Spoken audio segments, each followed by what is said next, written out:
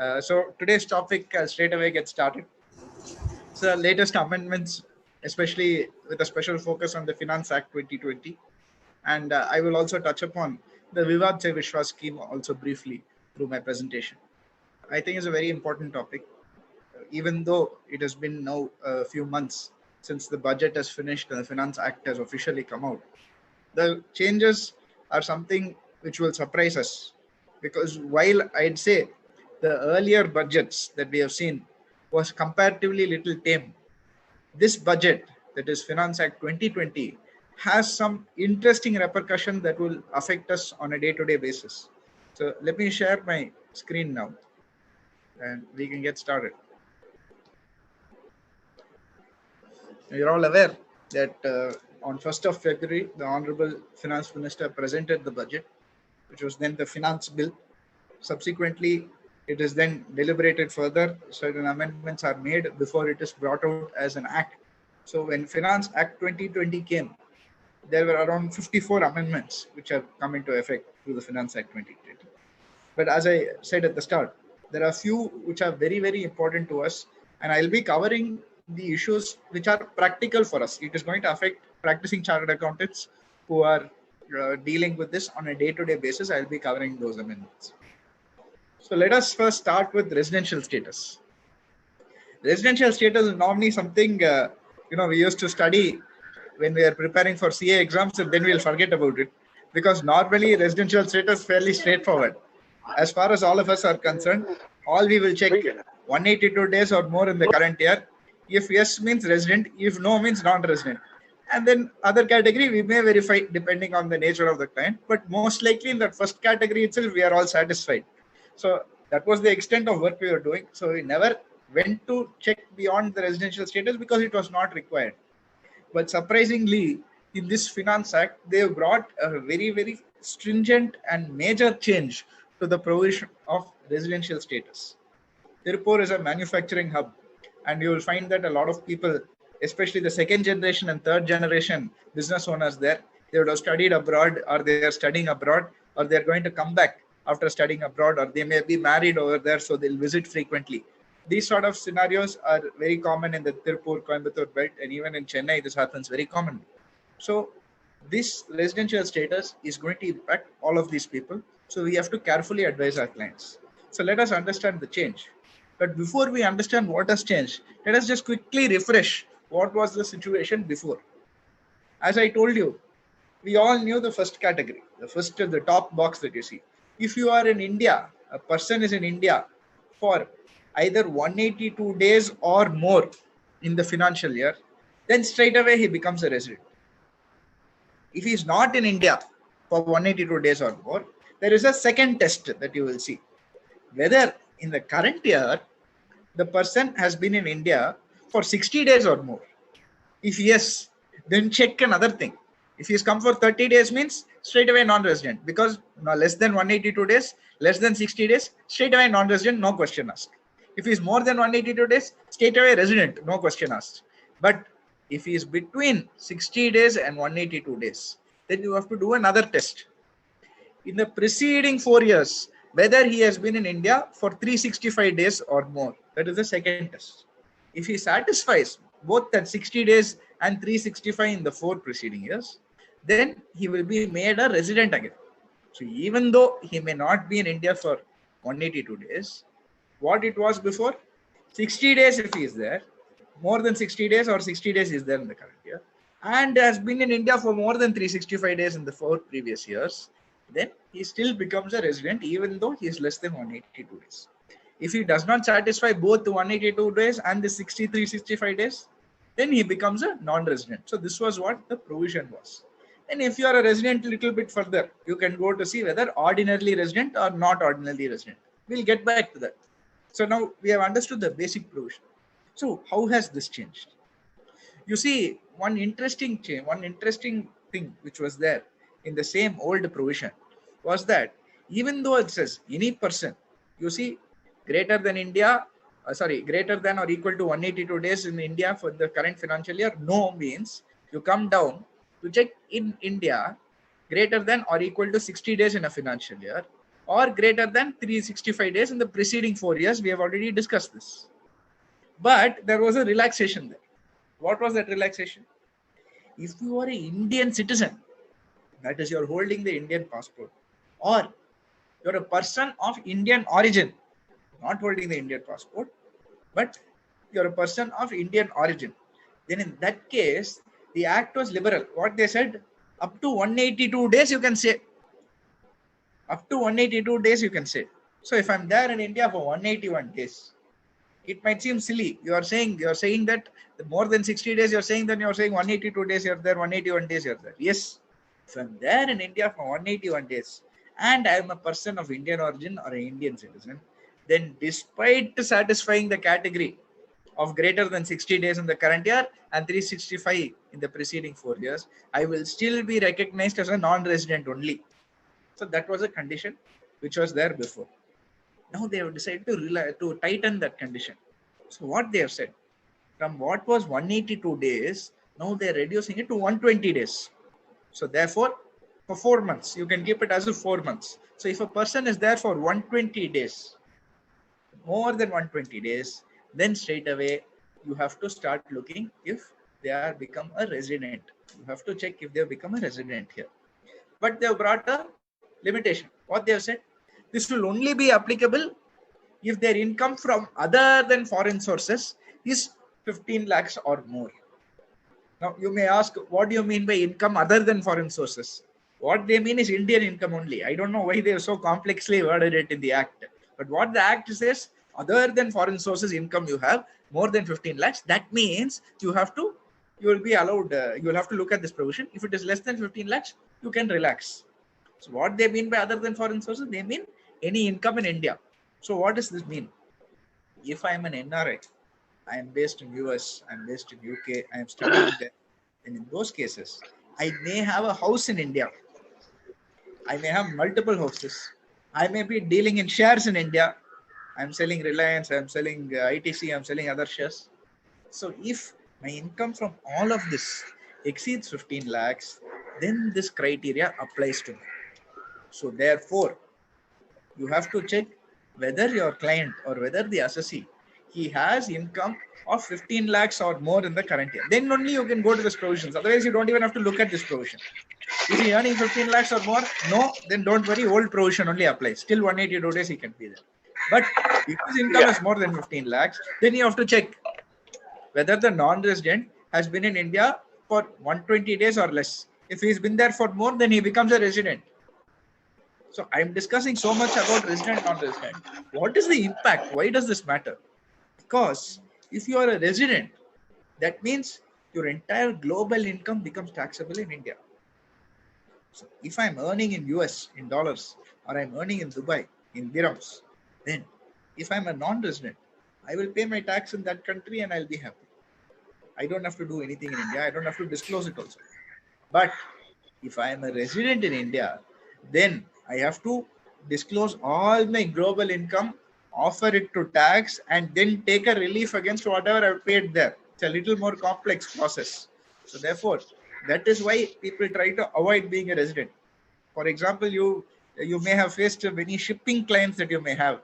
They'll deliberately ensure that they're outside India for at least 182 days. Then only they'll come back. It might be silly. They'll say, we are just floating near Indian Ocean, sir. After 3 more days, I'll reach India. Till then, I will be here only. So it may seem silly, but that is how people plan. That is how people plan. So that entire planning needs to be relooked at now to ensure these new categories are not affected. So if you are an NRI or a person of Indian origin, earlier you could be in India up to 182 days. Now they have tightened the norms. They've reduced the number of days from 182 to 120. So if you're there for more than 120 days in the current year and for more than 365 days in the 4 preceding previous years, then you will become a resident, even if you are a person of Indian origin. Now, there's a new concept they've introduced in this act. It is called a deemed resident. What is it called? Deemed resident. It's a new concept. What do they say here? If an Indian citizen or a person of Indian origin, even if he is in India for less than 182 days, That is, he is a non-resident because he is in India for less than 182 days. Even if he is in India for less than 60 days in the current year, therefore he is a non-resident. And he is not liable to tax in any other country by way of domicile or resident. Then he will be deemed to be a resident of India. Sounds a little complex, but let us understand what is the implication. Then we will appreciate the provision more. If he is an Indian citizen or person of Indian origin. First, let us understand what do I mean by Indian citizen or person of Indian origin. As I said when I started out this, normally what we will see, whether you have been in India 182 days or not, that's all we used to check. How you will check? You will take the passport, there will be a stamp, date he enters India. When he leaves, there will be a stamp from immigration, day he is leaving India. So very easy to check also. But what do I mean by Indian citizen? So residential status we can verify by number of days. By Indian citizen, person of Indian origin means what? Indian citizen means he holds an Indian passport. So therefore, he's an Indian citizen. Okay, clear. What do you mean by person of Indian origin? So person of Indian origin means a person who holds the passport. Okay. A person, even if he does not hold the passport, has at any time in his lifetime held an Indian passport. Then he is a person of Indian. Okay, fine. I held an Indian passport, so I'm a person of India. That's all, no? No. If your father holds an Indian passport, then also you become a person of Indian origin. So therefore, now there are implications beyond the control of the assessee. I am someone who was born in the US. I am brought up in the US. My entire education, everything, life, my wife is American. My kids are all American. I have no connection with India. Then suddenly they'll say, I'm a person of Indian origin because my father is also Indian passport. So therefore, person of Indian origin has a wide-ranging meaning here. Now, second line, even if he is in India for less than 182 days, therefore, he satisfies the criteria to become a non-resident. So he is an Indian citizen and he is a non-resident. He's an Indian citizen, person of Indian origin, he is a non-resident. Now, the third one is the biggest impact. The person is not liable to tax in any other country by way of domicile or residence. What does this mean? It means if you are not paying income tax in any other country, then straight away that means you're a deemed resident of India. Now, you might think this is reasonable. Because the object of this amendment, the government, what they thought, there are all these tax havens, Canary Islands, Malta, and then Switzerland. A lot of these countries, they are tax havens where they'll allow you to stay there without paying tax, and then you can earn your entire global income you can earn in that country by not paying any tax anywhere. So what they are doing, they're creating a company there, they're doing entire business in India and other countries, they're earning a lot of money, but they're not paying tax anywhere in the world. So the idea of the government was we have to catch these people. They're trying to defraud the income tax. So let us catch these people and we have to take action against them. But unfortunately, the wording of the section, what happens? You're not liable to tax anyone in any other country in the world by domicile or residence means Dubai, how much is the tax rate? 0. No income tax. Qatar, what is the tax rate? No income tax. So most countries in the Middle East, they don't have any income tax. So people who are working in the Middle East, suddenly, what is the government saying? You are deemed resident, pay tax. Whatever you are earning abroad also, you have to pay tax. That is how the wording of this act was. See, immediately, the Kerala Chief Minister, he wrote a scathing letter to the Honorable Finance Minister and even the Prime Minister at the time, saying this is very bad. All our Kerala people who are working in the UAE are very affected by it. A lot of people in the Middle East, so much hue and cry was there. In fact, I had addressed in a seminar for one of the Middle East companies which had a lot of Indians. And the most questions are asked are about this. They said, sir, we are here. We chose this country because we wanted to save money, earn money. Suddenly, they are saying we have to pay tax on the income that we are earning here. How is this fair? They are absolutely right. And when we made a representation to the government, they also realized that something is wrong. But then the wording is such that it affects everybody. They brought a small change. What did they bring as a change? They said, sir, provided your total income exceeds 15 lakhs in India, what you're earning in India, If your total income exceeds 15 lakhs, then only you have to check this. But even those Dubai people, they are saying, I bought a house in Kerala, I bought a house in Chennai, I bought a house in Bombay. My mother is staying there, my father is staying there, or I've left it out on rent. That money I'm giving them as if like pension, I'm giving them that money. But it is in my name only. So I'm technically offering it to tax, and my income goes beyond 15 lakhs. So if that income, rental income goes beyond 15 lakhs, then why I should pay tax on what I'm earning in Dubai? Then government, they issued a circular on 2nd February. They issued a circular. You see the speed of the circular. On 1st of February, budget was read out. On 2nd of February, circular has been issued. There's a joke. When Companies Act 2013 was drafted, I was part of the ICI Corporate Laws Committee. I was interacting with them. There's a joke. The finance minister, what he does is he calls all his IAS officer, he calls all the experts. He said, see, this Companies Act is too complex. Please go and simplify it. Come out with a 2013 Act that is simple. They said, okay, sir. And then they came back. They gave 2 books to him. He took the book. So first book he took, 100 pages were there. He's like, what is this 100 pages? He said, sir, that is the new act. He said, oh, excellent. New act is so thin. What is the second book that you have given me? It has almost 400 pages. He said, sir, that is the amendments to the act that we have made. So if you see, suddenly sometimes your amendments become more complex than whatever the original act was intended. And the speed of amendments, sometimes they reflect what was the intention or what was the mistake that has been made. And this circular definitely reflects that. So in the circular on 2nd February, what did they say?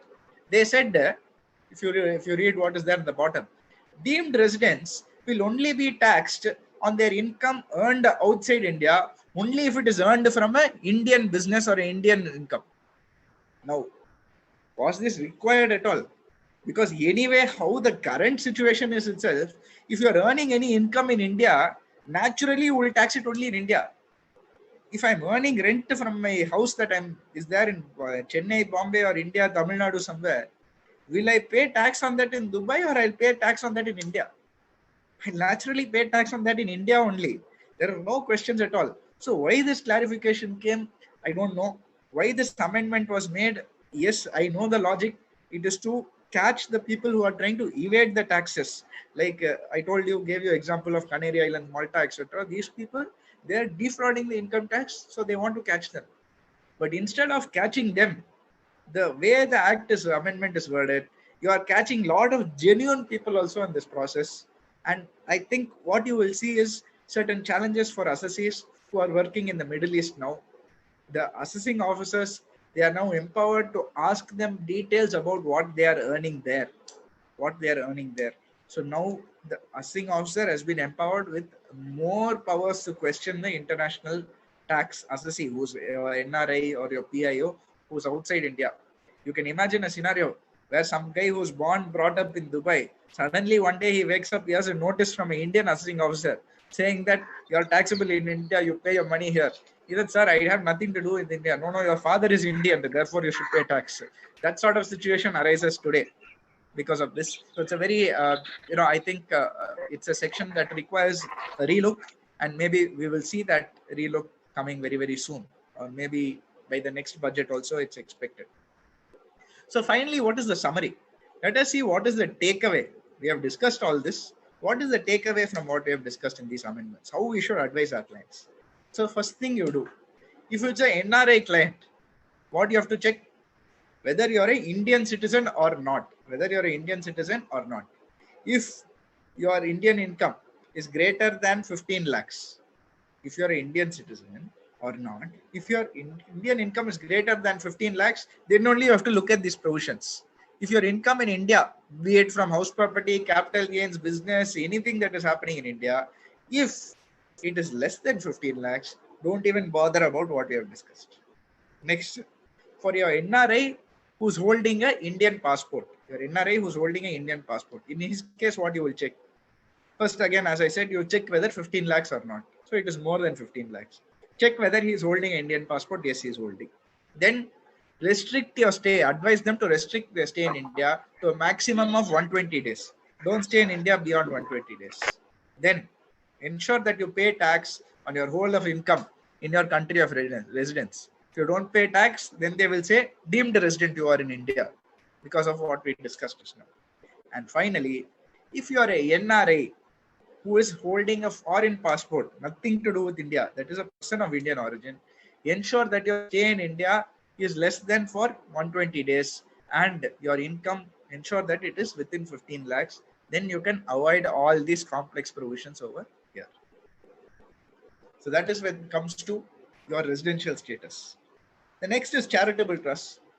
I'm not going to spend too much time on charitable trust because I discussed with Ramu sir, the chairman of the branch, and we are planning a program specifically on charitable trusts because I think that definitely requires a detailed discussion. So I'm not going to take too much time here. I will just talk about what is the amendment, how it is impacting our trust clients.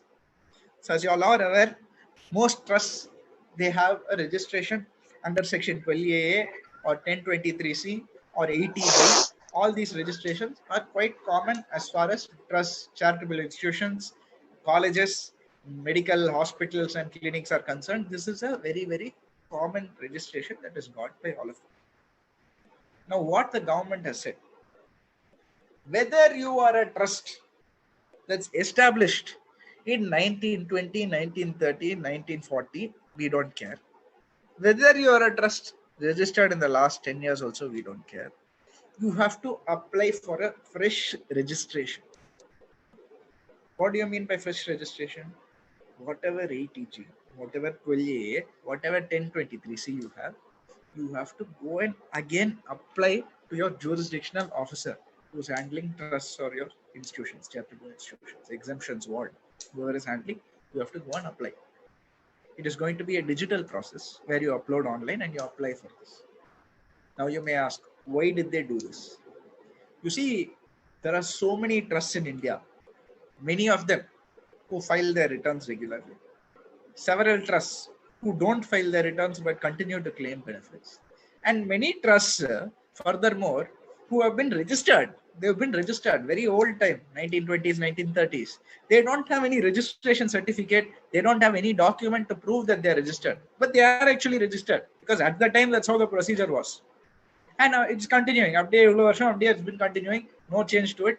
They're still filing. They'll asking officer, he'll say, give me a number. You'll say, sir, I registered that time itself. They didn't give any number.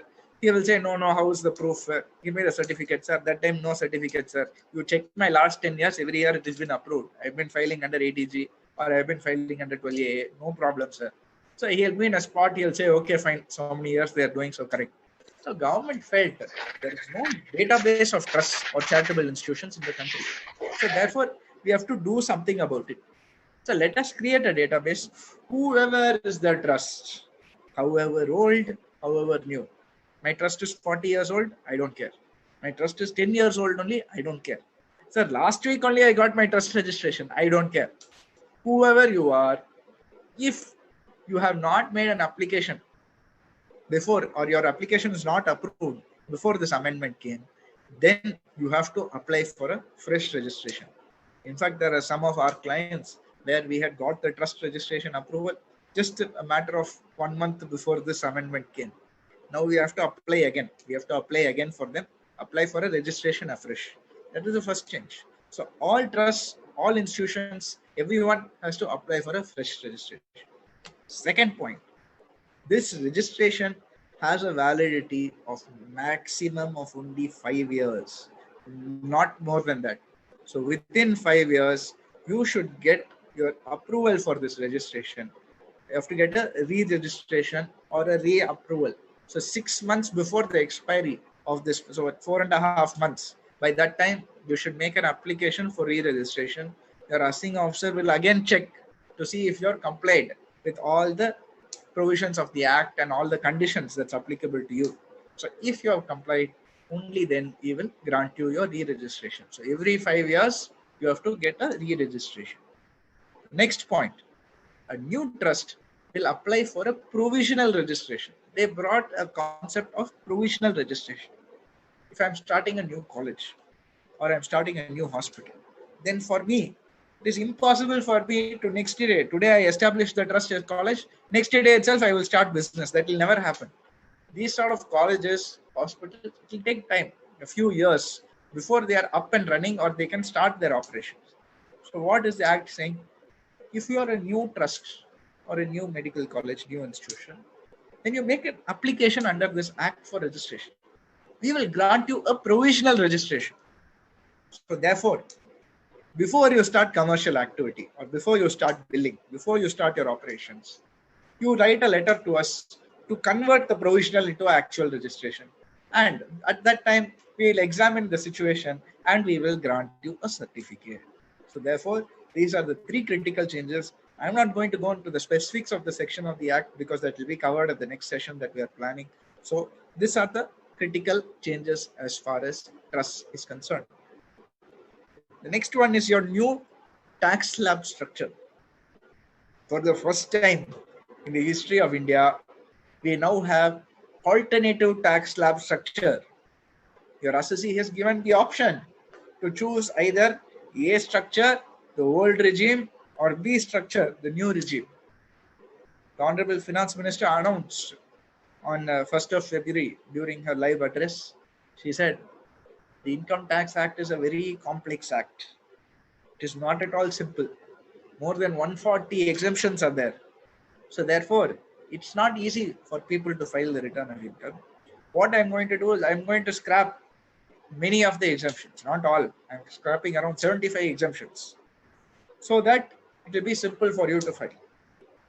Now, whether it is simple or not is up to debate because there's something called the Cobra effect or, a communication breakdown. There was two articles. They're working in one office with the CA. A phone call comes. Said, hello, is it Vijay speaking? Yes, Vijay is speaking. Is Deepak next to you? Yes, Deepak is next to me. Said, please inform Deepak that his cat died. So Vijay puts the phone down. He says, Deepak, your cat died. Immediately Deepak gets upset. He goes off home. Now the principal is watching. The partner is looking whatever is happening. And he calls, Vijay, come here. Yes, sir. See, Vijay, I was watching what happened. When you're telling, a bad news, that is not how you communicate. There is a way that you have to communicate. So, okay, sir, tell me, sir. See, what you should first say, you should say, Deepak, we got a call from your house and it seems your cat is playing on the roof. It seems your cat is playing on the roof. Then after 10 minutes, you say, Deepak, we got a call from your house. It seems your cat is playing on the edge of the roof. Then again, after 10 minutes, you say, Deepak, it seems your cat fell from the roof. They're immediately rushing it to the hospital. And then finally, after another 10-15 minutes, you say, Deepak, I'm so sorry. It seems your cat died. So by that time, Deepak will be ready to take the bad news. A human, he'll be ready to accept the bad news. It will not affect him. So that's how you should tell. Yes, sir, I understand. Next time, I will definitely use it. Next day, call comes to the same office. Same Vijay only answers the phone. He says, hello. And then he keeps the phone down in a very, very shocked manner. Partner is watching. He says, Vijay, what happened? Why do you look so shocked? No, sir, I can't tell you. No, Vijay, you have to tell me what happened. Is it a client? No, sir, not a client. No, who called him? No, sir, I can't tell you, sir. No, listen, you look very sad. You look very shocked. And please tell me, I have to know. No, sir, I can't. No, listen, I'm your boss. You have to tell me. I've taught you so many principles in your life. Please apply and tell me. He says, okay, sir. Yeah, who called, Vijay? Sir, we got a call from your house. It seems your mother is playing on the roof. So sometimes when you think the same strategy, you cannot apply everywhere. There has to be a communication breakdown. It is not a mug and application. So when the Honorable Finance Minister, she said that the act is very complex, we have to simplify it. I think there was a communication breakdown between receiving this message and what the lawmakers understood. Because the output of the act becomes very, very complex. Now, every single assessee, they have to look between the two tax slab structures. Which is a more beneficial structure to the assessee? Is the old regime better or the new regime better?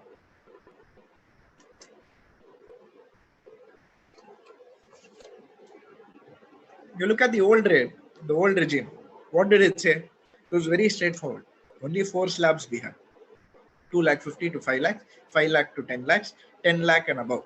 So straight away it was clear. 5%, 20%, 30%. What about in the new regime? You have 7 slabs. 0 to 2.5, 2.5 to 5, 5 to 7.5, 7.5 to 10, 10 to 12.5, 12.5 to 15, and above 15. So a very, very complex structure with 7 slabs. Not only that, under the current regime or the old regime, you have for senior citizens up to 3 lakhs exempt. So very senior citizens, 80 years and above, up to 5 lakhs exempt. Then rebate will be there in the 87A. There will be other benefits which are afforded to the assessee, exemptions, deductions, other tax planning avenues, all of which they have now removed under the new scheme. So if I choose the new scheme, what and all do I lose? Standard deduction of 50,000, gone. Leave travel allowance, gone. House rent allowance, gone. Other prescribed allowances under 10 subsection 14, all gone. Interest on self-occupied house property of rupees 2 lakhs, gone. Family pension under 57, gone. Chapter 6A, your 80C, 80D, 80GG, all gone. Minor child allowance under section 1032, gone. Then, if your other exemptions under SCC, additional depreciation, scientific research, all these benefits are all gone in the current scheme. So when I say that, straight away you'll think, how is the new scheme beneficial? It is still beneficial. It is still beneficial. But it has to be checked on facts and circumstances of each case. That is what is unique about it. Which means I can never, if an assessee comes to you and tells, should I take the new scheme or should I take the old scheme? You cannot simply say take the old scheme, it is better. You can neither say that take the new scheme, it is better. Because the facts of his case has to be examined. Whether he's a person in business, and if you're in business, what do they say? If you're not in business, they are saying, every year you can switch between the old scheme to new scheme. Great. If you're in business, you have to select which scheme that you want. And you're allowed only one time to change after that. After that, you can never change to any other scheme. So if I choose the old scheme, I have one chance to change the new scheme. When I change the new scheme, I cannot go back. Similarly, I change to the new scheme. I want to go back to the old scheme. I go back. Again, I want to go to the new scheme. I will not be allowed. So therefore, only one changeover will be accepted. Only one changeover will be accepted if you're a business person. So if your clients are sole proprietors, they're doing business as a sole proprietor, then selecting what type of scheme becomes a lifetime decision for them now. Because you have to choose based on what you think is best in the long-term run. There'll be certain losses not going to be allowed to be set off. Carry forward set off of depreciation will not be allowed. No set off of loss from house property against other heads of income. In my opinion, this is the biggest hit. This is the biggest hit. Because under house property, how does it work? I'm allowed to set off loss inside house property to any extent. So I have 3 houses. I've taken a loan to purchase one house now. I'm paying interest on that loan. I'm paying 10 lakhs interest. Now it might seem restriction of how much is the interest allowed, up to 2,50,000 allowed. Now, what they are saying, that is for set off against other heads of income, we are bringing a limit. But inside the heads, there is no limit. So if I'm having rental income of, let's say, 40 lakhs, then this entire 10 lakhs, I can set it off against that 40 lakhs. That is the benefit of that. If I have any spillover, then up to 2 lakhs, I can set it off against other heads of income also. So up to 2 lakhs, I can set off against other heads of income also. This 2 lakhs cap they brought recently. Till 2 years back, you could set off unlimited amount. If it's a let out house property, I can set off unlimited amount against other heads of income. So therefore, it was a huge beneficial provision that people planned for. People bought their house property, flats, life investments they brought on the hope that they'll be able to take the tax benefit for many years. So suddenly government came and said only up to 2 lakhs you can take. Now what they are saying, if you take the new scheme, you can take how much ever you want inside the heads, but against other heads of income, you will not allow. Then they're saying carry forward loss depreciation will lapse if you take the new scheme. So should I choose the old scheme or new regime? You tell me. We don't know. As I told you, facts of each case. But one thing we do know, I have done the calculation about how the new scheme or old regime, which is better. This is an example of some of the calculation. But one thing is clear to me. If your assessee, he is taking benefits under 80C, 80D, or 80GG, or 80GGA, or under section 24B of an amount exceeding rupees 2,50,000, then straight away you say stay the old regime. It is better. Mathematically, if they are claiming a benefit of 2,50,000 from the exemptions and the deductions which have now been removed in the new scheme, straight away advise them go to the old scheme only. That is better for you. Don't even bother looking at the new scheme. So I'll give you an example for a salaried person also. 50,000 standard deduction. He'll have his exemptions also. HRA, LTA, all this will be there. Assuming that is also an amount of just a meager sum of 50,000. Then his 80C, 1,50,000 there. So 50,000 plus 50,000, 1 lakh. 80C, 1,50,000. Already 2,50,000 has come. Then he will have Mediclaim, 80G, section 24B. All of these benefits are there. He has to forego means. I would say, unless you're an assessee who is earning a modest sum of money, then 2,50,000 or above, if you're having any deductions, standard deductions, everything, then straight away opt to stay with the old scheme. Don't even bother for the new scheme. So while they attempted to simplify the law, I think in the process it has become a little bit more complex. Don't worry, more work for chartered accountants only. I think the objective was that you don't go to a CA, you file the return yourself. No chance they can file the return by themselves. No, even if they wanted to try, they cannot do it. They have to come to a professional. Because if you miss going to a professional, then the likelihood is that the assessee will end up paying much more tax. So we have to thank the finance minister, even though the intention might have been to simplify.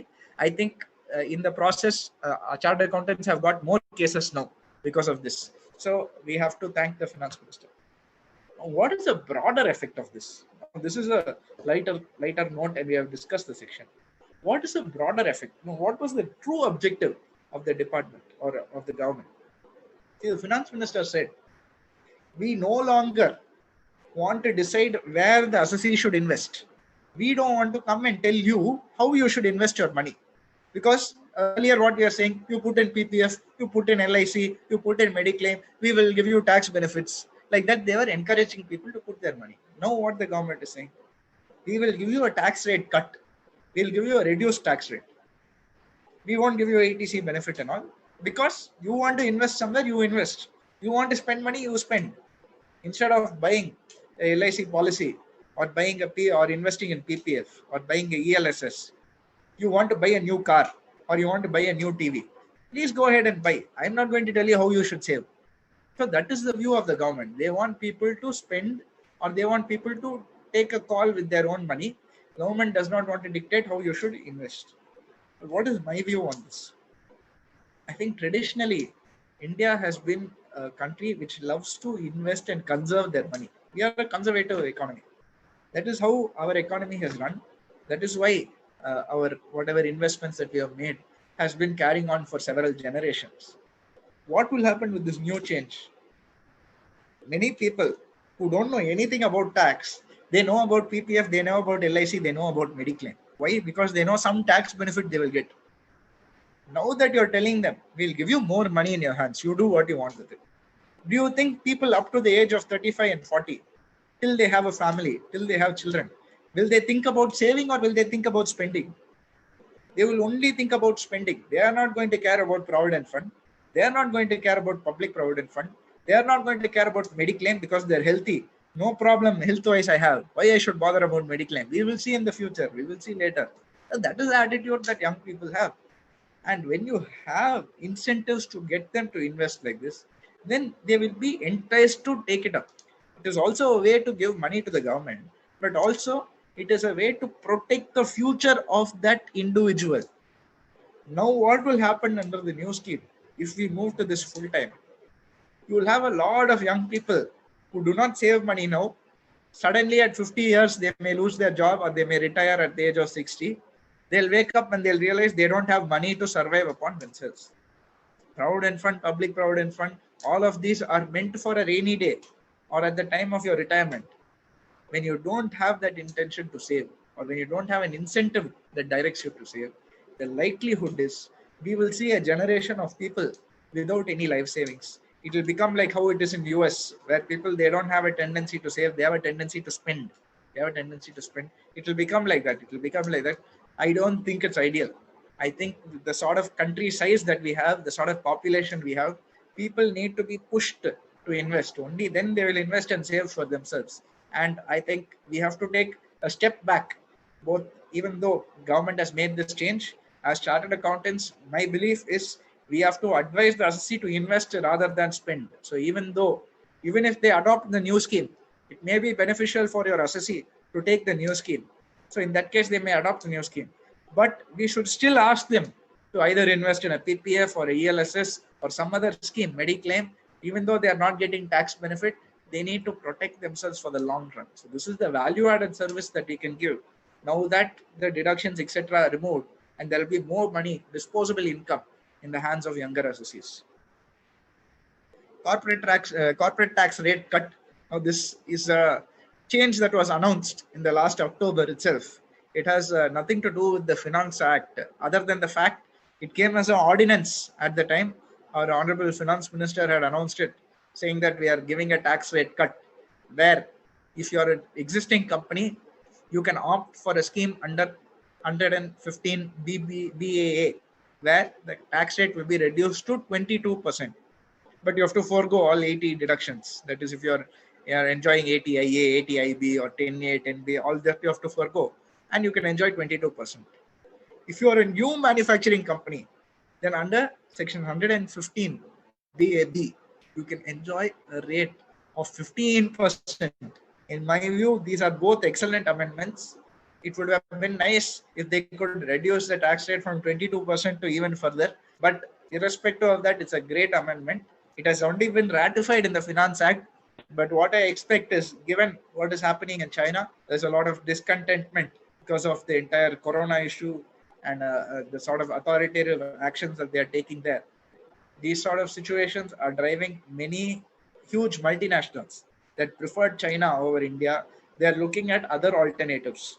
So maybe this is a great way to attract them, because 15% is a highly competitive rate. It's among the lowest in the world. So the government is hoping people come and set up business in India. Therefore, we will generate employment and the economy will pick up. That is the logic behind it. This has just been ratified under the current act. Dividend distribution tax. Now, this is another very, very important amendment. What does this amendment say? Now, dividend distribution tax. Before I start with that, I have to give you a story. It's called a Cobra effect. What is this Cobra effect? You see, back in the medieval ages, there was a king. And in his kingdom, the news came, a lot of people are dying because of cobra bites. Snake bites, cobra bites are there. So many people are dying. So the king, he thought, what can I think of as a solution to this problem? He said that, no, anybody who brings a cobra, they catch and bring a cobra to me, I will give them 3 gold coins. So he wanted to reduce the number of snake bites. Then people started catching cobras and they started bringing it. And he was also giving gold. He was very, very happy. Then 2 months later, he said, what is this? Earlier, there were only 300 snakes in our town. Already they have brought 500 snakes, cobras to me. How did 500 come? Then he sent his people to find out what is happening. How are we getting so many cobras that are catching and coming? When they went and they checked, they saw all the village people. Many of them, they started breeding cobras. They'll breed the cobra, they'll go give it to the king, they'll take 3 gold coins, they'll breed the next cobra, they'll take it back. So it became a big business for them, where they were breeding cobras and they were getting free coins for it. So what did the king do? He immediately got angry and he announced, I am cancelling this scheme. No more gold coins for bringing me cobras. So what did all these village people do? What they'll do with the cobras? They released it again into the wild. So earlier, there was a problem of 300 cobras in the town. Suddenly, in the end, it became 800 cobras. So this is what is called a Cobra effect, where you have a problem. You think of a solution to the problem, but your solution to the problem makes the problem even worse. So that is commonly known as the Cobra effect. Why am I talking about this in dividend distribution tax? Now, The erstwhile provisions was that earlier each person was taxed on the dividend individually only. Dividend distribution tax did not exist. But when they introduced dividend distribution tax, the whole logic was that it is difficult for us to locate the individual taxpayer. If I'm Reliance company, I have around 10,000 shareholders. Is it easier for me as a department to assess that income and tax it at the time of distribution at that one company, that is Reliance? Or should I allow Reliance to pay 10,000 people and then I go and check each of the 10,000 people whether he has paid, whether you have paid, Mr. Did you pay your dividend tax? Did you pay your dividend tax? Or is it better to say, Reliance, you pay the tax, we'll adjust it. You reduce your dividend to that extent. Which is better? From an administrative point of view, dividend distribution tax only is better. That was the logic behind it. But what happened? The government, they announced dividend distribution tax. Suddenly last year, they said up to 10 lakhs dividends, we will not tax. Beyond 10 lakhs will be taxed at 10%. Hue and cry. Why? Double taxation. Company is earning profit. You are taxing that profit. Okay. Then when a company is about to distribute that profit, you are taxing dividend distribution tax, saying you are about to distribute dividend, I am going to tax it. Then what they are saying, individual receiving that same taxed dividend, twice it has been taxed, profit has been taxed, dividend distribution is taxed. Then more than 10 lakh of assessee gets, he also has to pay tax. Triple taxation. Very, very unique situation. I have never heard of triple taxation. Single taxation, double taxation we have heard. First time triple taxation was there in effect. So we had made a lot of representations to the government saying, what is this triple taxation? When you introduced 115O itself, when you introduced the dividend distribution tax, the logic of that introduction was what? You said that we will tax the company, we won't go behind the 10,000 shareholders. At the time of the distribution of dividend itself, we'll catch the money. Now you're catching that profit, you're catching at the time of distribution, and you're catching at the time of the individual hands also. How is this fair? Yes, you are correct. That's what they told us. They said we will definitely bring a change. What did they do in the new act now? They have scrapped dividend distribution tax. Now dividend distribution tax is gone. Each individual will be taxed independently. So what are the implications of this? What is the implication of the assessee being taxed in his hands? First implication. Earlier, your entire dividend was exempt under section 1034, or if you got dividend from a mutual fund, then under section 1035. The entire dividend, irrespective of the amount, was tax-free because of dividend distribution. Then, as I told you, they brought an amendment. Up to 10 lakhs is tax-free. But beyond 10 lakhs, 10% you have to pay. This was the example of the triple taxation. Up to 10 lakhs tax-free, beyond 10 lakhs, you pay 10%. Then we made representation. What they said, okay, we'll scrap the dividend distribution tax. We will scrap that entire exemptions also. Let each assessee pay the tax. Now, this implication is, while earlier, at first, the dividend you received as an individual assessee, at the first stage, it was completely tax-free. Second stage, beyond 10 lakhs, it is taxed at 10%. Now, the entire income will be taxed at a slab rate. It will be taxed at your slab rate. That means for many assessees, the entire dividend income will be taxed at the highest rate of tax. That is at the rate of 30%. It will be taxed now. So this is a big implication on how people are planning their taxes. In fact, many of our assessees, we are shifting from what was a dividend-based investment approach to a capital appreciation approach. So at least in capital gains, up to 1 lakh, they are getting a benefit. Then beyond that, you're taxed at a beneficial rate of tax, not at the slab rate. So that is better for you. Instead of getting dividends, you go for a capital appreciation model. Not only that, what they are doing now, if your assessee is receiving a dividend of rupees 5,000 or more from one company, TDS will be deducted at the rate of 10% on it. TDS will be deducted at the rate of 10%. So if you're filing TDS returns and there's any dividend distribution, ensure that they are deducting TDS on the same. Now, one interesting change they brought. I don't know why they brought this. What is that change? You all know section 57.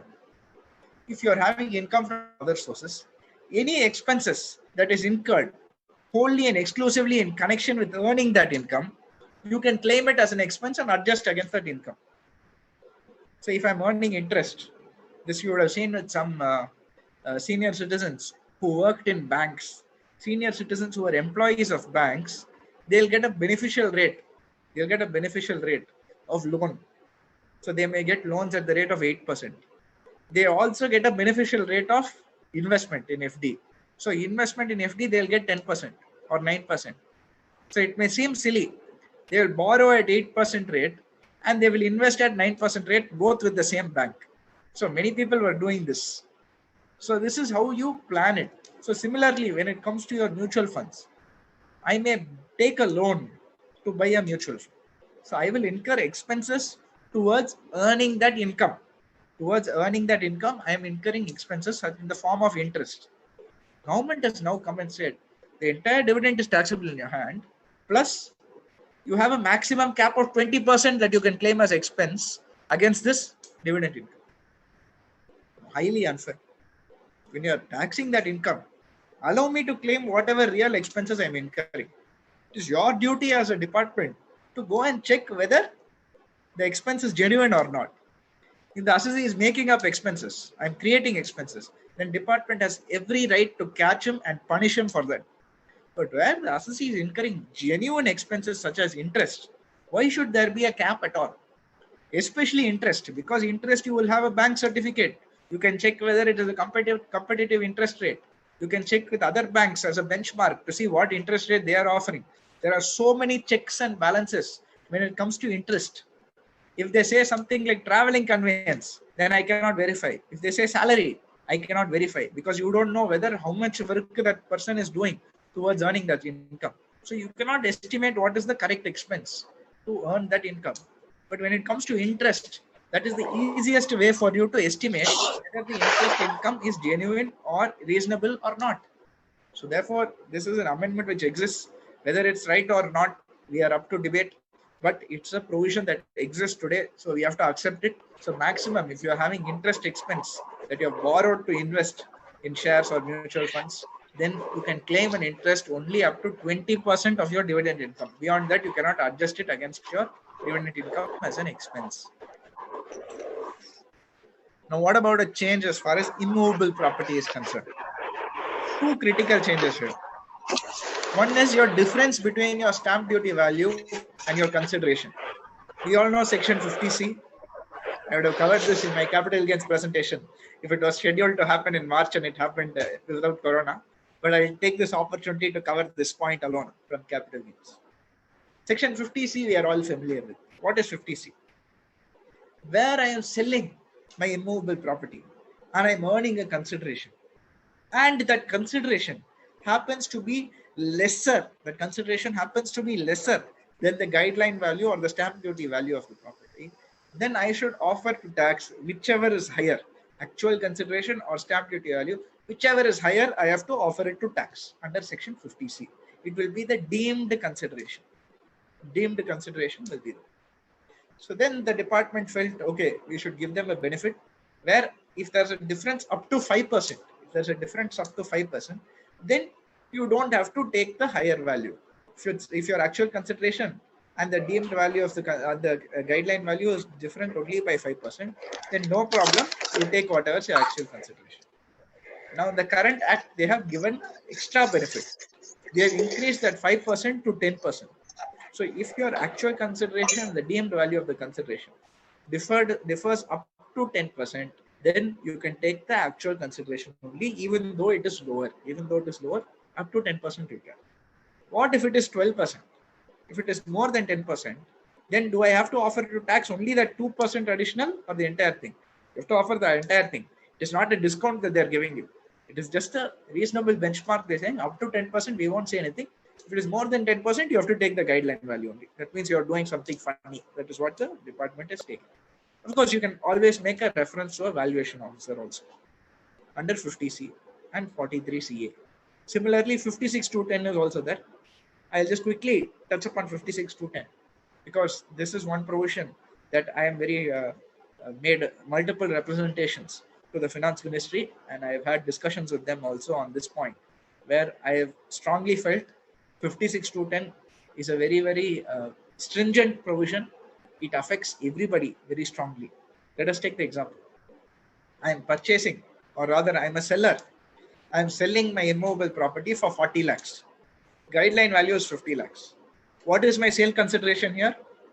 Under 50C, it is supposed to be 50 lakhs. No questions asked. Okay. I am also not disputing it. So I am offering sale consideration at the rate of 50 lakhs, even though actual consideration is 40. Now that is at the seller point of view. What about the buyer? As a buyer, I am spending 40 lakhs. So my outflow is 40 lakhs. And this 40 lakhs is my life saving. After great difficulty, I have identified one person who is selling it urgently. He is selling it at lesser than stamp duty value.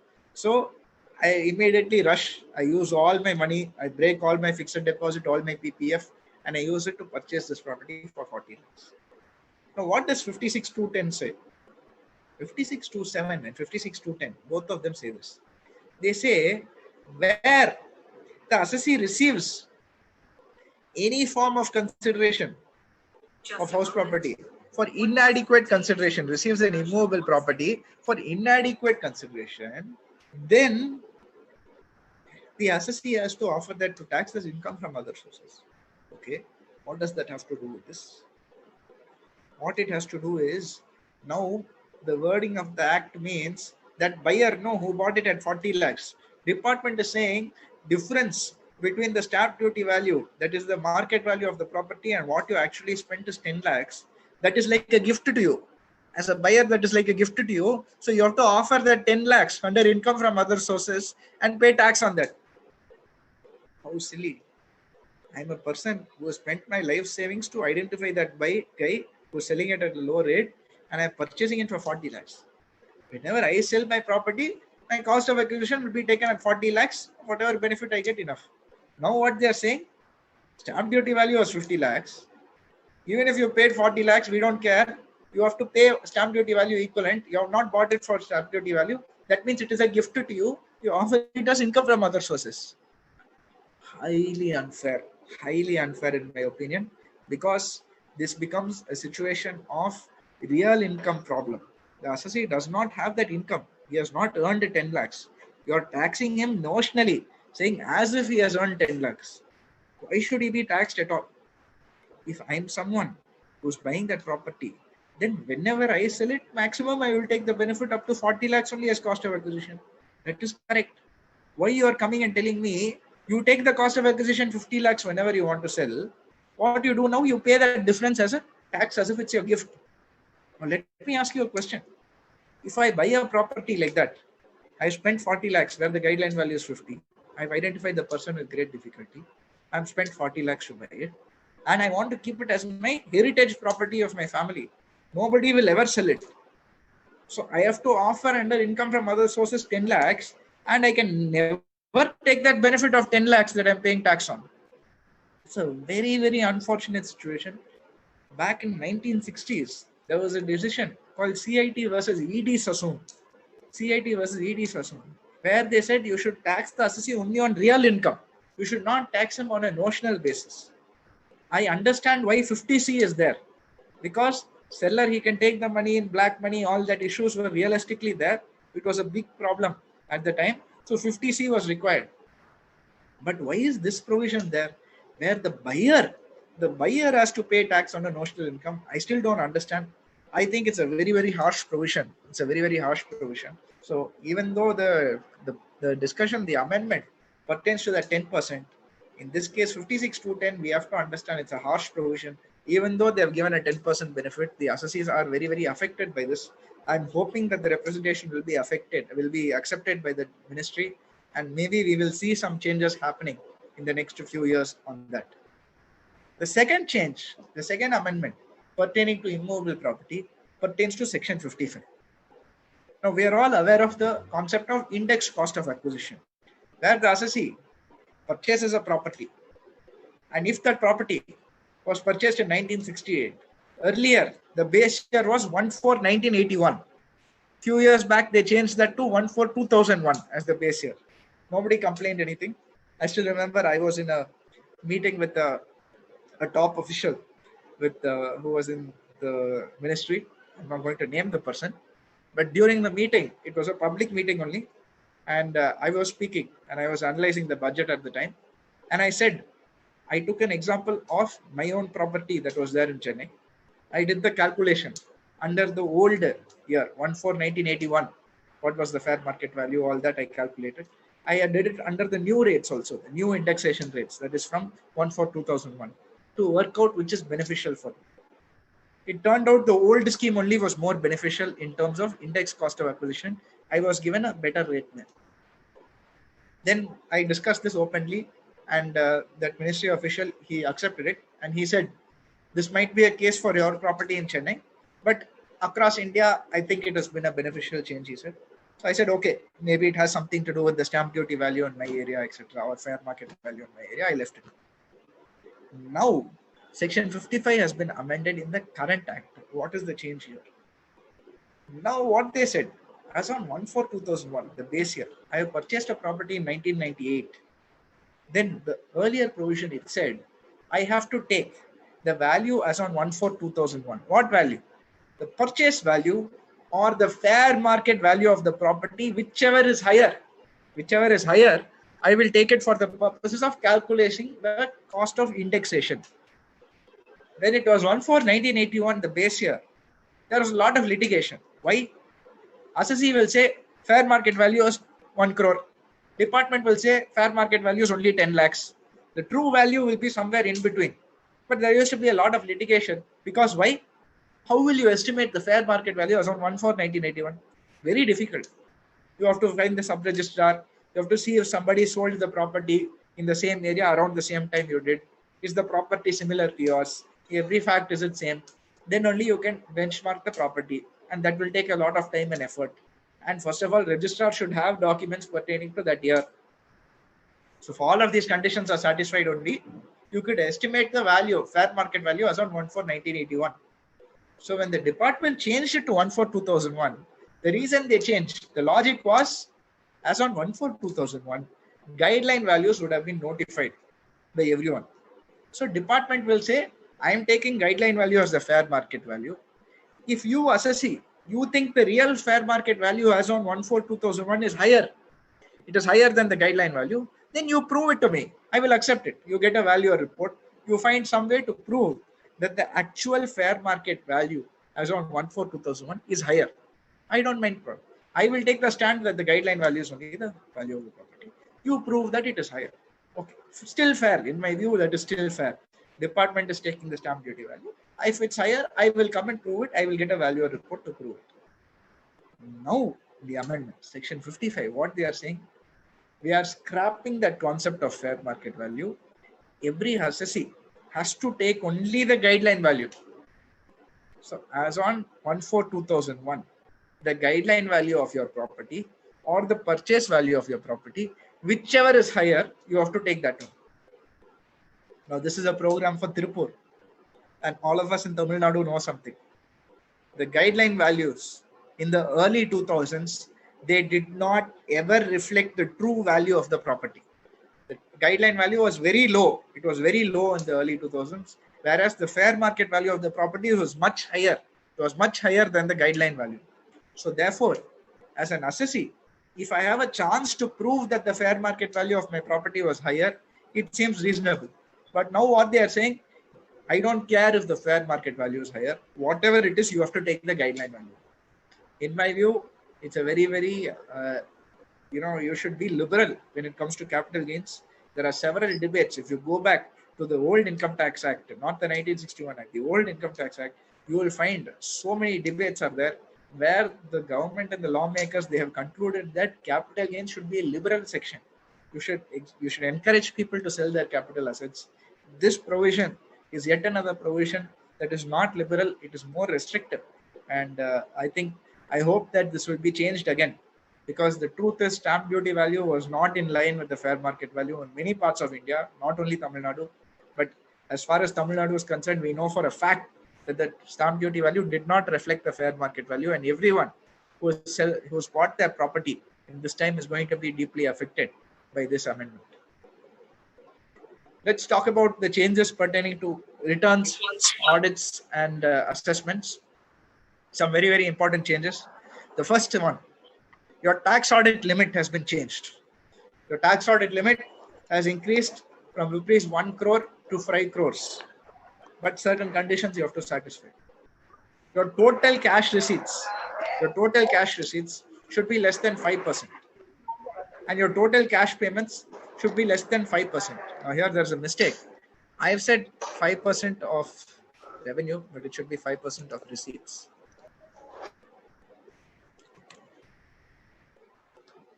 So the two conditions, your total cash receipts should be less than 5% of your total cash receipts. Your cash payments should be less than 5% of your total cash payments. What does that mean? That means any cash payment that you're making, any cash receipt that you're making, that should be 5% of your total outflow, not only your expenses, not only your receipts. So if I'm buying a property, then total outflow, that property cost also will be included when I'm calculating that 5%. So total cash payments and cash receipts should be less than 5% of receipts or 5% of payments. If you're satisfying that, then your tax audit limit is raised from rupees 1 crore up to 5 crores. Now, this is going to affect a lot of audits because many clients, they have cash payments or they don't have cash payments. So in these situations, their limits will be increased from rupees 1 crore to 5 crores. And we'll have to see whether, first of all, the client, whether it's applicable for that assessee tax audit at 1 crore, or that you have to evaluate on the cash payment and cash receipts point. The next one, due date of filing return of income where audit is applicable has been extended to 31st of October from 30th of September. Very, very interesting change, because what they have done now is they have delinked the audit report and the income tax return. Now they are saying the tax auditors of the assessees, they must file the tax audit report, your 3CA, 3CB, 3CD. It should be filed 1 month before the return filing date. So if the return filing date is 31st October, us as auditors, we must file it by 30th of September. All of us are familiar with something where when it comes to tax audit season, 30th September deadline, assessee will come and give you your documents on 24th. He will say, please file. Like this, all the assessees, they'll come in the last minute. We'll be rushing to file. We'll be working till 3 o'clock, 4 o'clock in the morning, and we'll file the return. When you're about to file the return, income tax website will crash. You'll not be able to file it. There'll be a lot of practical issues that will be there. All these will be facing. So we'll request on 30th and 31st, we'll be making a request on 29th and 30th. Please extend the due date. Please extend the due date. We'll also go and make the representation. What will finally happen? Few times this has happened where the government has announced, we have extended the return filing date. Last minute one announcement will come. No, we are extending the return filing date for the assessee subject to tax audit. Then again we'll make a representation. Why? The amendment will be relating only to the return filing, not to the tax audit date. They'll say, yes, return you file later. We are extending, we are giving you another 30 days time. Tax audit you should have filed. Then we will say, no, tax audit is intrinsically linked to the return filing. You cannot separate the two. They both should be looked at together only. You'll file a high court writ. High court will give it in our favor. One by one, all the high courts will give. Finally, amendment will come. This we have been seeing for the last many years. This is the common trend. Now what the government have done? Instead of going through all that procedure, straight away they have amended the act. So they have delinked in the act itself. You have to file your audit report now 1 month before you file the return of income. When we asked why, the reason explained was, once you file the audit report, the income tax return can be pre-filled. So it makes life easier for the assessee. You as an auditor, you focus on the audit. You don't do return filing and all. Return filing, it will happen automatically now because of the efforts you have taken audit. So therefore, your assessee, we all know from a practical point of view, us as auditors, very often many changes pertaining to the return, be it disallowance of cash payments under 40A3 or 40A2B, or even other disallowances that you are making, such as TDS non-payment in time or due date not paying in time. In these sort of scenarios, you have to make many disallowances under the act. This disallowance will impact not only your audit report, but it will also impact the income tax return filing for the assessee. So therefore, practically, even though the amendment has delinked the two, practically we all know that we have to file it hand in hand. So even though they have said return filing date is 31st October, since the audit report date is 30th September, my advice would be please file the return of the assessee also simultaneously. You may have that additional time. Don't take that additional time. It is not actually additional time, because if there are differences between your audit report and what the assessee finally files, then you will always be pulled up saying, did you make a mistake? Did you make an error? Did you not audit properly? Now we know that the Income Tax Act has a penalty on the auditor and all. If the audit report has a mistake, there's a penalty of 10,000 on the auditor. He has nothing to do with the assessee, but they will punish the auditor. So therefore, be very careful when it comes to this amendment. It can have an impact of penalizing the auditor in the process. So my advice would be, even though the tax audit date and the return filing date is different, better you do it together to avoid any errors or mistakes that may happen. Then there is a new penalty which has been brought about under the Finance Act, 271 AAD, for any false entries or omitted entries or forged entries. The reason they brought this amendment is because of many GST people. For GST, there were people who were giving entry providers, they were called. They were doing a lot of fraudulent transactions. So they found, as soon as GST was introduced, many of these entry providers were found. So in order to curb that, they have said that now a penalty in case you are providing false entries. It's not restricted to GST. The reason was GST, but it extends for any other thing also. So false entries, forged entries, omitted entries, in all of these cases, there will be now a penalty levied that is equal to the amount of the false entry. So if you make a false entry of 1 crore, remember your penalty will be 1 crore. It will not be a reduced amount. Equal to the amount of your false entry will be the penalty.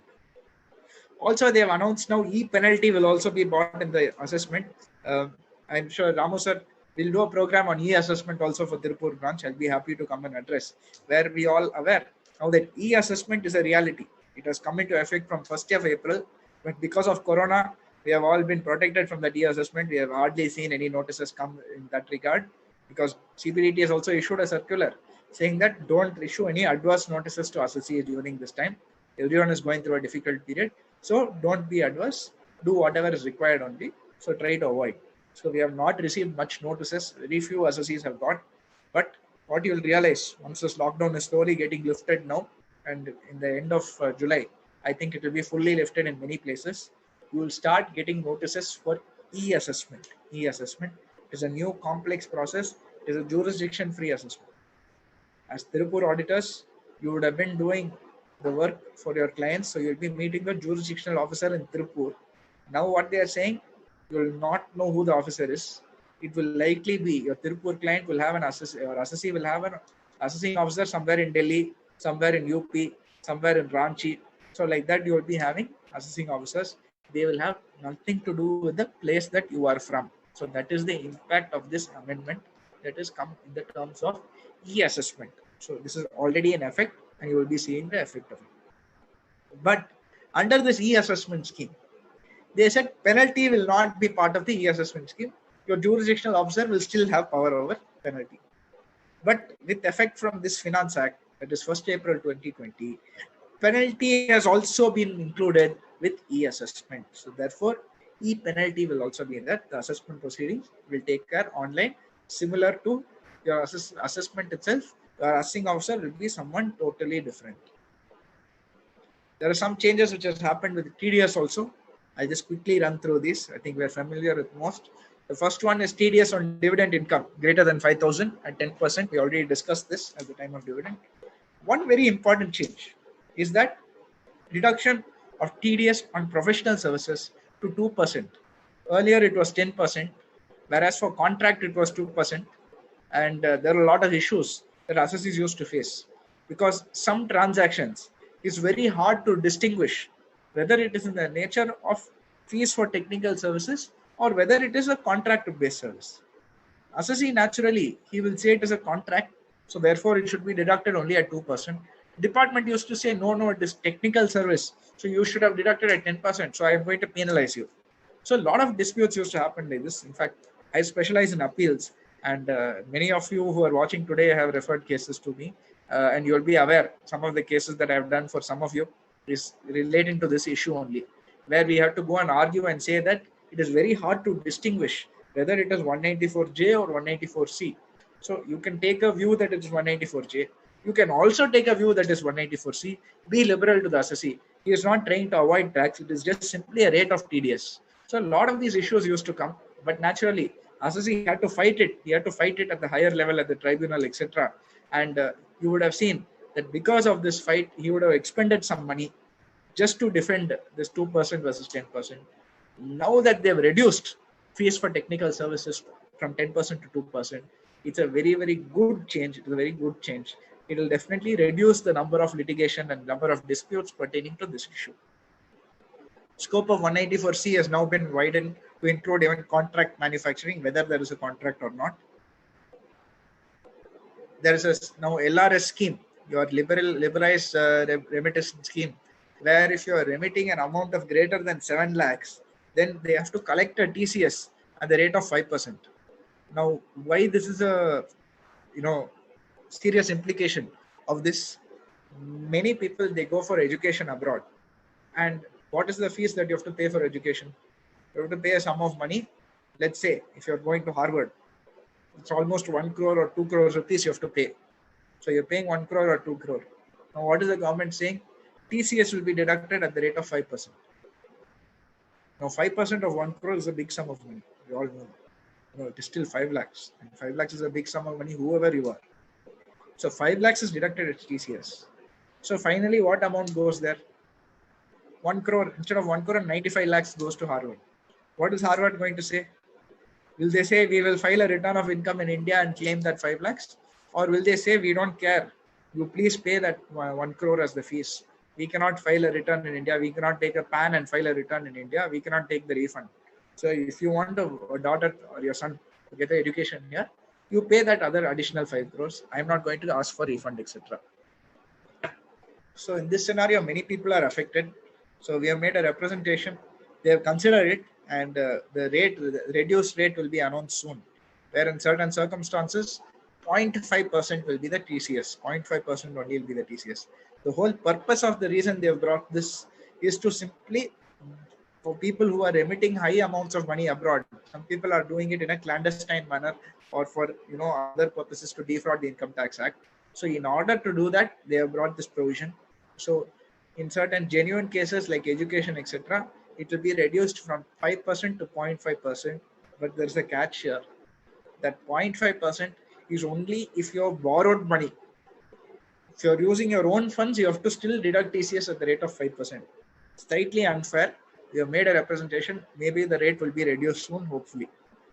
Similarly, a seller of overseas tour package, if you are going on tour, you're going to Europe, you're going to US, I think for the next 6 months, nobody is going to go anywhere. But if you're going on a tour package somewhere abroad, then TCS will be deducted by the package person at the rate of 5%. At the rate of 5%, he'll be deducting TCS. Now, I announced one thing about the tax audit. Tax audit will be applicable in some cases up to 5 crores amount. But if you remember TDS provisions, where you're an individual or HUF who is subject to tax audit, then you must follow TDS. TDS provisions will be applicable to you. Now the question is raised whether TDS is now applicable for those people where turnover has been increased from 1 crore to 5 crores.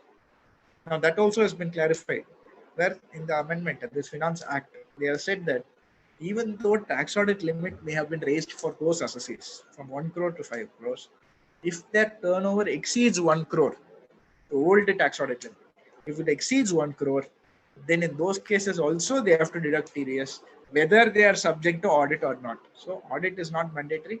If your turnover increases more than 1 crore, even though your tax audit is applicable only at 5 crores, then you still have to deduct TDS because it is more than 1 crore.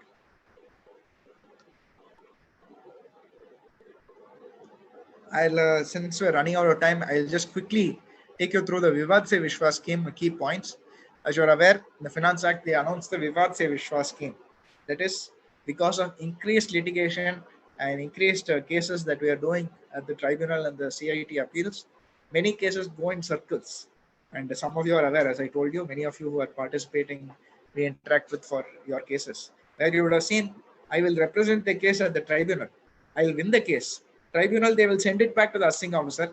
Assessing officer, again, he will pass an adverse order. Again, it will go to CIT appeals. CIT appeals, he will confirm whatever the assessing officer says. Then again, we have to go to tribunal. Tribunal, finally, they will decide. Okay, fine. We will give you a favorable order. Or in some cases, again, they will send it back to the assessing officer. So this circle used to keep happening. And in many cases like penny stocks and client code modifications, these are common issues where it is very difficult to prove the assessee is at fault. At the same time, people know assessee has done something wrong. What do we do in this case? So department does not want to take the view as per law because they think the facts are against the assessee. Law is in favor of assessee. So you have to go to the high court to win the case or it will keep going in the circle. So department saw the bunch of cases like this. So they said, let us bring a dispute resolution scheme, a settlement scheme. So who is eligible for this scheme? If you had any appeal or writ that has been pending before any of the appellate authorities, as on 31st January 2020, as on 31st January, the day before the budget, the day before she announced this, the Honorable Finance Minister, she announced the scheme on 1st of February. So till one day before that, if you had any case that is pending before any appellate authorities, then straight away you are eligible for this scheme. One. Second, if you had time to file an appeal, we all know December was the time barring date. So many orders that have been passed around the time of January, you would have been receiving the orders. So in some cases, let us assume you are an assessee, you have received the order on 28th of January. 28th of January. How many days time you have to go on appeal against that order? Within 30 days. Within 30 days, you should go on appeal against the adverse order to the CIT appeals. So you have received it on 28th of January. On 1st of February, this has been announced, this new scheme, Vivad Se Vishwas scheme. You have not gone on appeal. So have you lost the right? Because the first condition is what? Any appeal or writ filed and pending. It should have been filed. The appeal should have been filed and pending on 31st of January 2020. You have received it on 28th of January. You have not filed the appeal. But you still have the time. As on 31st of January, only 3 days has elapsed. You still have 27 days to file the appeal. So therefore, where you still have time to file the appeal, even in those cases, as on 31st of January, if you have time to file the appeal, if you had time to file an appeal on that day, even if you have not filed the appeal though, as on 31st January, if you had time to file, then you can come under this scheme. Next, any revision under section 264 pending and not yet decided as on 31st of January, then also you can come under the scheme. Any search case, as is a search case, and the demand is less than 5 crore per year, that is the critical one. In such cases, there are 7 years involved. The current year plus 6 years, they will reopen. So for 7 years, for each year, if your tax demand is less than 5 crores, then also you can take the benefit of the scheme. If you have filed the appeal, as on 31st of Jan and it is pending as on 31st Jan, or you have time to file on 31st of Jan, you can take the benefit of the scheme. So what are the benefits? We heard who and all can take the benefit. What are the benefits? Complete waiver of interest and penalty under the Act. It's a huge benefit. Now, penalty may not be a big thing, but the interest waiver is huge. There are some cases that I'm handling where the assessee has a demand of almost 45 lakhs and the interest, only the interest amount comes to 48 lakhs, more than the quantum itself for the assessee. Luckily, we filed the appeal. Now, the assessee had to pay a demand of more than 1 crore because in reopened cases where they're reopening after 5 years or about 6 years time has elapsed since the assessment was completed and they're making addition. For 6 years, they will add interest in your assessee's case. Plus, if appeal is going, till the appeal is disposed of, interest will be getting added. So in your assessee's case, so much interest is getting added and very often you will find the interest will be higher than the quantum or almost equal to the quantum. So therefore, total waiver of interest and penalty will be given under the scheme. Non-pursuit of prosecution. If you come under the scheme, prosecution also will not be initiated against the assessee. Further, what are the benefits? How do you pay the amount under the scheme? As I told you, if it's a regular case, that is a non-search case, then you pay whatever is the disputed tax only the quantum you need to pay. Then you take the benefit of the scheme. Search cases. If it is a search case and the demand is less than 5 crores, pay the disputed tax plus a 25% of the disputed tax as additional sum, then you can take the benefit of the scheme. What if I'm disputing interest or penalty? That also you can come under the scheme. Not only assessment, even penalty. Even penalty you can dispute. So how much should I pay if I'm disputing the penalty? If you are disputing a penalty or the interest, any other interest, not 234 ABC, any other interest, you may find in some cases, you may have the interest levied by the tax recovery officer, etc.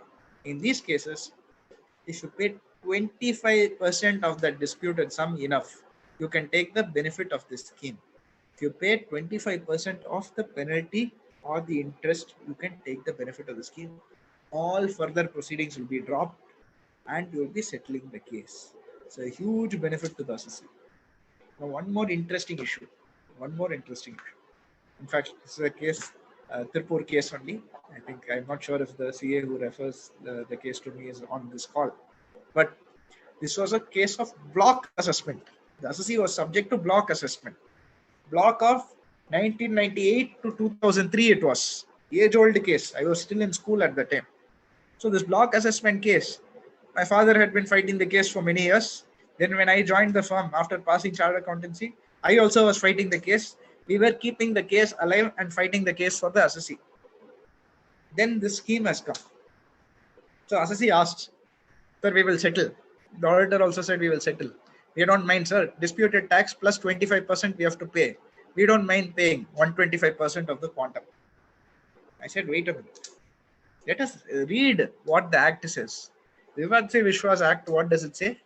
Such cases under section 132 or 132A, for them only this 125% is applicable. Sir, mine not applicable because it is block assessment, 158 BABC, that old case of block assessment. So therefore, this scheme is not applicable to me. No. In all other cases, if you pay the quantum enough, so even though your assessee was subject to a search, it was under the block scheme. So in your case, take the benefit of the quantum. The fact that we have been fighting the case for 20 years has become a huge boon for us, because quantum at the time was 3 lakhs, 4 lakhs. At the time, it was a big sum of money. Today, 2 lakhs, 3 lakhs, 4 lakhs is not a big sum for the assessee. Assessee is saying, you pay, sir, immediately, let us settle the case. I don't want to fight it. Let us go under Vivad scheme. Even though there might be a case against me, better we go under the Vivad scheme. We will take the benefit of the scheme.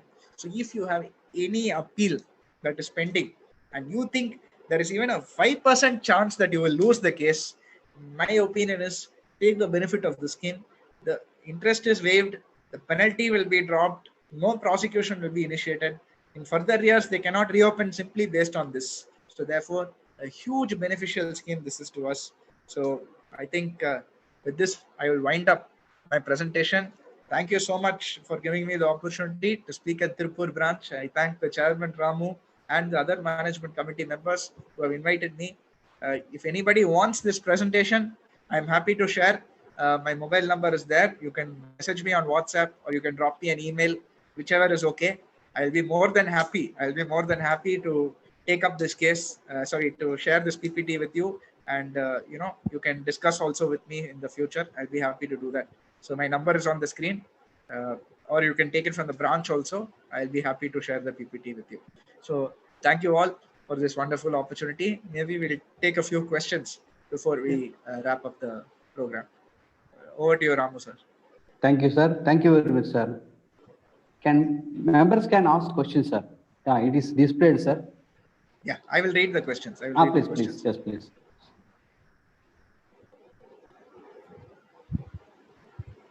Sir, please tell whether to apply online or manual. I think this probably pertains to the charitable trust at the time. I think it would have been asked. Yes, it has to be done only online, sir. This procedure will be online. Now they have, because of Corona, it was supposed to come into effect from 1st of June. Now they have delayed it to 1st of October. So you can start applying once the portal is ready. So you have to apply online only. The entire procedure is going to be online for this charitable trust and donation.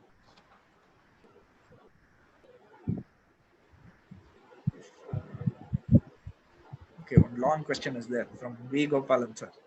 Property sale planned during 26th March 2021. The DD was taken by purchaser. DD is dated 19th March 2021.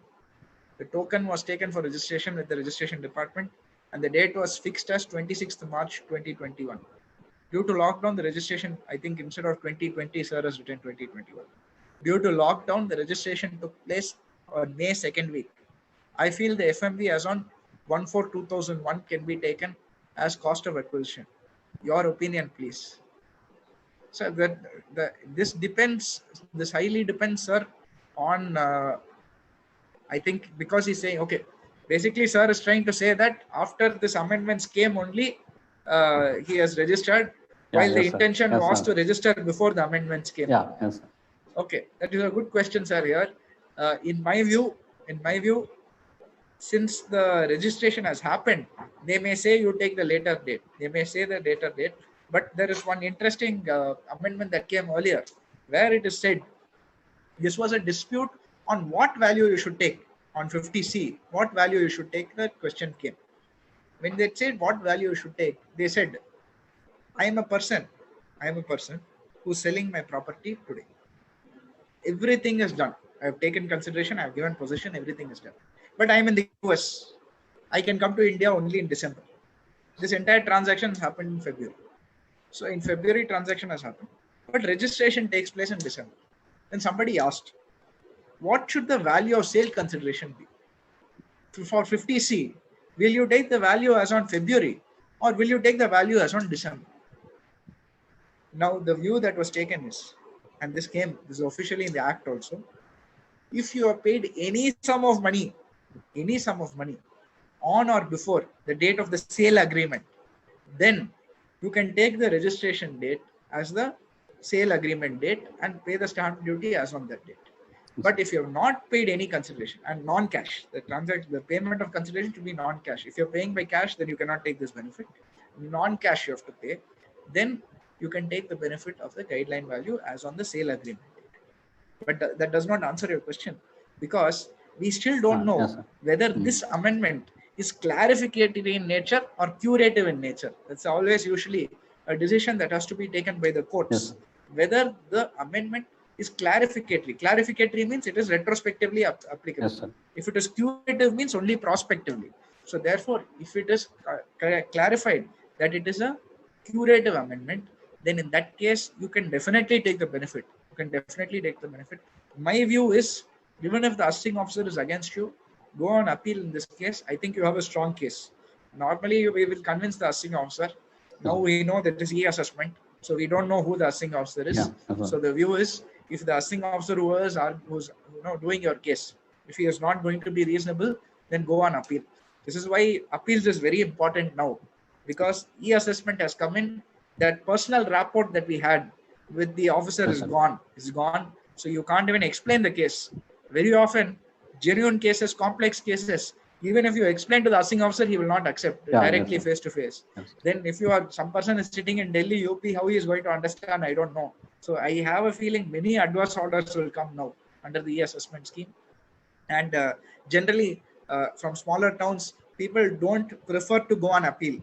But my view is, now, if you're not going on appeal, you're doing a disservice to the assessee. You have a strong chance of winning the case if you go on appeal. So take up appeals. It's a new area of practice also. Plus, you have to do it for your client. If you don't, your client will be losing out and he'll be paying extra money. 5% limit for cash receipts and cash payments, whether both to be satisfied for the tax audit limit. Yes, sir, both have to be satisfied. Sir, what is the due date for filing the declaration form under Vivad Se Vishwas? Sir, earlier the due date, they said by 30th of June you should file. Otherwise, additional penalty of 10% will be levied under Vivad Se Vishwas scheme. They said you have to pay an additional 10% if you want to take the benefit. Now they have scrapped that additional 10% because of Corona. They've extended Vivad Se Vishwas date up to 31st of December. So up to 31st of December, you have time to come under the Vivad Se Vishwas scheme. In fact, I'll tell you the true ground reality. Many appeal cases that I'm doing on Vivad Se Vishwas, they are posted in the tribunal. We are having tribunal hearings even now. Even though there is lockdown in Chennai, we are having tribunal hearings using this online platform. It is very nice. It is very interesting. And many cases I'm appearing. and the judges are also very receptive in the online platform. So it's a nice platform. Maybe it will here to stay. And my cases pertaining to the Vivad Se Vishwas scheme, your appeal should be alive. So we have to appear and we have to mention to the judges that it is a Vivad Se Vishwas scheme case. They are adjourning the cases till January of next year. They are adjourning the case up to January because they are saying we'll keep the case alive for you. Since 31st December time is there, we'll give you more than that time. Yes. So if you are not coming under the scheme by 31st of December, then you come and you fight the case. Yes. You can fight the case. If, for example, the assessing officer says, no, you are not satisfying the conditions, you are not allowed under the scheme, then you should not lose your right of appeal. So your appeal should still be there. So better you get an experienced person to ask for an adjournment saying Vivad Se Vishwas scheme. So if you have any case in CIT appeals, tell them not to pass the order. It is a scheme case. It is a scheme case. ASSI is doing business and filed a tax audit report in financial year 18-19 under section 44 AD. In financial year 19-20, he has no business income, but salary income only. Whether he is still need to file a tax audit report? No, sir. You have to see the conditions. If you are not crossing the turnover criteria, 44 AD you are saying? Yes, sir. 44 AD. And he is not having any business, then he need not file. Yeah, if you're not having any business, then it's not required, sir. If there is business income, then presumptive taxation, you cannot, there's a lock-in period. If you change it out of presumptive taxation, then you'll be subject to tax audit in that case. But tax audit itself is applicable only if you have a business. So if there is no business, where is the case of tax audit for business? So the entire chapter itself does not become applicable. So I think we have covered all the questions also. Can I ask one question, sir? Yes, sir. Yes, sir. Sir, what is your opinion on disallowance of ESIPF? Whether those cases, whether we can go for Vivad Se Vishwas scheme or we have to proceed with appeal? Good question, sir. This is regarding that employer and employee contribution, correct? Yeah. So I think for controversial judgments are there with the Madras High Court itself. Absolutely right, sir. In fact, to brief all the viewers on what the issue is. Employer contribution to PF ESI, it is very clear. The assessee should have remitted the contribution of PF ESI by the due date of filing return of income. If he has not done that, then you have to disallow it. And whenever he is paying that year, you can claim it. That is what the provision is. But when it comes to employees' contribution, the way the act is worded is interesting. The act says the assessee should have paid the same by the due date as mandated by that respective act. So if it is PF ESI, by 5th or 11th or whatever is the due date to make your PF ESI payment, you should have paid it by then, the employee's contribution. If you have delayed it by even 1 day, then the view as per the act, if you by bare reading of the act, you cannot claim it at all. You're paying by due date. You're paying within the same month also. 1 day delay, maybe you've broken your leg, you have an injury, so you cannot go to the bank to make the payment. What is the act saying? Disallowed. You can never claim it. Even the month you pay or the year you pay, you cannot claim it. Like that the act said. But many courts, they took up this because many people, they appealed. They said it's highly unfair. No, 1 day delay, 3 days delay, 4 days delay. By due date of filing return of income, we have paid everything. How can you be so strict? The act has been worded. They have made a mistake in the act. So you should be liberal when you're interpreting the act, is what many cases do. Courts also agreed. Across India, you will find most of the courts, they have said yes. As long as the assessee is paid by the due date of filing return of income, it is adequate. But unfortunately for us, we happen to be in Tamil Nadu, where the Madras High Court has recently taken a stand in one recent case. They have said what? They have said that you should have remitted by that date of filing the act, otherwise disallowed. So even though multiple courts are there in favor of the assessee, and in fact, Madras Tribunal also, many decisions are there in favor of the assessee. Yes. I have handled. But now that this decision has come, Madras High Court decision came only, I think, 7 or 8 months back, if I'm not wrong. Sure. This decision has gone against the assessee. So because of that, the case is still being fought out. Maybe a new decision will come in the next 6 months, which will be more liberal to the assessee. So, but as it stands, your assessing officer, if he takes reference to that case, then he has a right to disallow it because jurisdictional high court. So we can only hope that the Supreme Court comes with the overriding decision, or our Madras High Court also becomes more reasonable in the next case pertaining to that. I think we can wait till December. for deciding on these cases. Yes. Now we have time till December. So Yeah, yes, sir. Yes, sir. so suppose you, since the Vivad scheme is there till December, better you wait, sir. So you Yes, get sir. a better decision. And regarding that penalty under section 271 AAD, sir, penalty for false entries. Yes. There were many judgments that in the case of bogus sales or bogus purchase, Yes. only the gross profit should be the income of the assessee. Yes. And the relevant penalties were restricted to the gross profit. Income Yes. escaped on the gross profit. I Yes. think this new provision is enacted in order to avoid those bogus purchases and sales. Absolutely, sir. You're absolutely right there. And I think this has to be checked on the facts of each case. What is the nature of that bogus entry? What is the nature? For example, I am saying that I made a payment of X amount of money. There is no payment at all. I am saying I made it in cash. Then the entire thing will be added.